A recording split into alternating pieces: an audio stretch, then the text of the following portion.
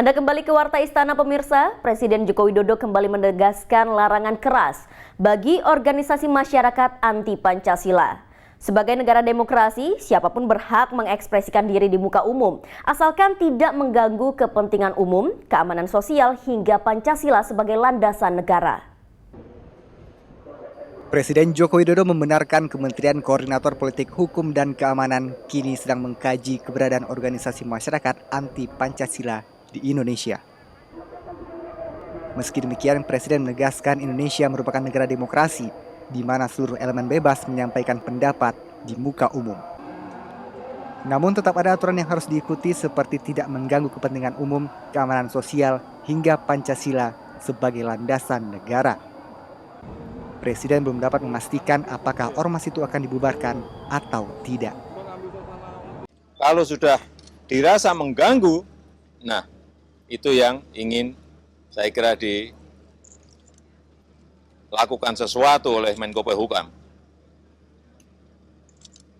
Jangan sampai energi kita ini habis setiap hari hanya untuk urusan-urusan yang tidak produktif. Apa akan terus kita ulang-ulang seperti ini? Enggak. Tidak. Hizbut Tahrir Indonesia atau HTI disebut sebagai ormas anti Pancasila karena telah menimbulkan keresahan di kalangan masyarakat dengan mengajak untuk mewujudkan pemerintahan berdasarkan khilafah. Dengan tidak mengakui Pancasila, pemerintah menyebut organisasi itu merupakan organisasi liar. Dari Jakarta, Garnis Giani, Oki Prasetya, Kantor Berita Antara, mewartakan. Presiden Joko Widodo menilai Indonesia bisa menjadi negara percontohan yang dapat menjaga perdamaian meski memiliki kemajemukan bangsa. Menurutnya kehidupan majemuk itu terbentuk dari semangat umat muslim Indonesia untuk membaca, mendalami, menghayati, dan keteguhan untuk mengamalkan isi serta ajaran Al-Quran.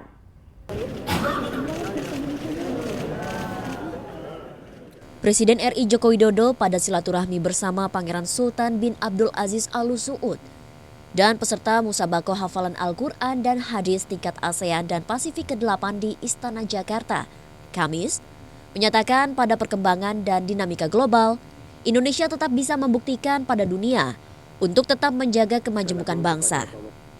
Karena semangat perdamaian itu, Presiden RI Joko Widodo menyebut menjadikan Indonesia sebagai negara percontohan di dunia, khususnya negara-negara berpenduduk muslim.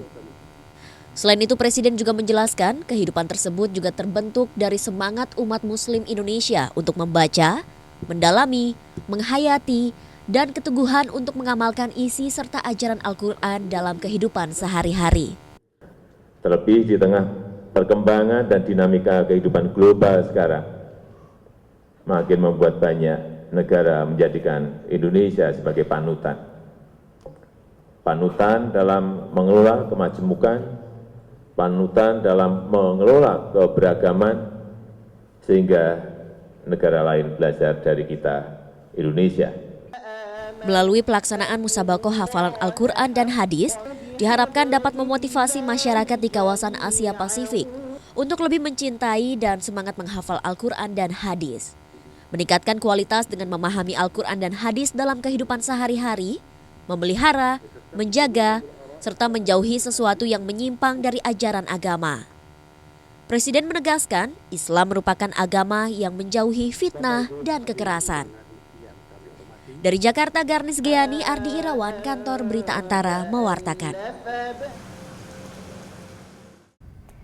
Presiden Joko Widodo menyatakan pers memiliki peran penting dalam perjalanan bangsa Indonesia. Apalagi sejak era reformasi, pers memainkan peranan penting dalam mendukung pemerintahan serta membantu menciptakan demokrasi Indonesia berjalan dinamis. Presiden Joko Widodo menyatakan pers memiliki peran penting dalam perjalanan bangsa Indonesia. Munculnya kebebasan pers di Indonesia dilatar belakangi oleh kebutuhan Indonesia dalam keterbukaan informasi ketika tanah air dilanda krisis ekonomi di tahun 1997. Sejak zaman reformasi, pers memainkan peranan penting dalam mendukung pemerintahan serta membantu menciptakan demokrasi Indonesia berjalan dinamis. Pernyataan tersebut disampaikan Kepala Negara saat menghadiri Hari Kebebasan Pers Dunia atau World Press Freedom Day Rabu 3 Mei di Jakarta. born from that crisis were all the things which today make Indonesia a strong and dynamic society. Democracy, a market-oriented economy, and most importantly, political freedom, including the freedom of expression and freedom of the press. Dalam kesempatan tersebut, Dirjen UNESCO Iriana Bokova menyerahkan anugerah Award Guillermo Cano World Press 2017 kepada jurnalis asal Swedia, David Ishak, yang diwakilkan oleh putrinya Bethlehem Ishak. Dari Jakarta, Amita Putri, Ardi Irawan, Kantor Berita Antara mewartakan. Pemirsa, usai meresmikan pembukaan penyelenggaraan World Press Freedom Day pada akhir pekan lalu, Wakil Presiden Yusuf Kala mengingatkan kembali para jurnalis akan hak dan kewajiban mereka. Jurnalis memiliki hak berupa kebebasan, namun juga memiliki kewajiban untuk menulis dengan objektif. Wakil Presiden Yusuf Kala menyebut, dari sekian banyak negara, Indonesia termasuk yang aman terhadap kasus kekerasan terhadap jurnalis. Adapun Wapres JK mengatakan, semua profesi memiliki resiko, tidak terlepas juga jurnalis. Karenanya Wapres mengingatkan kembali para jurnalis akan hak dan kewajiban mereka. Jurnalis memiliki hak berupa kebebasan, namun juga memiliki kewajiban untuk menulis dengan objektif, juga memperhatikan resiko yang timbul jika membuat informasi yang ternyata merupakan fitnah.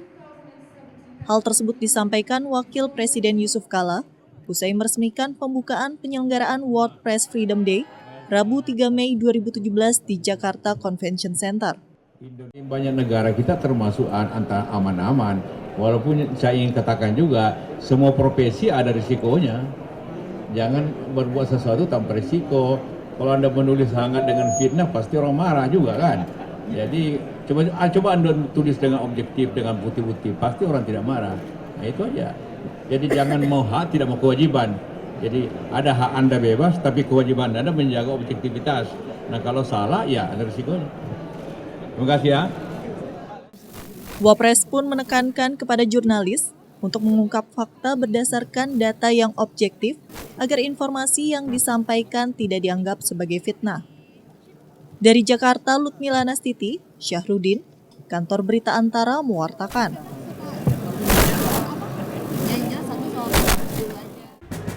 Pemirsa, Presiden Joko Widodo hadiahi 7 sepeda untuk petani di Aceh. Kami akan kembali dengan wartanya sesaat lagi. Tetaplah bersama Warta Istana.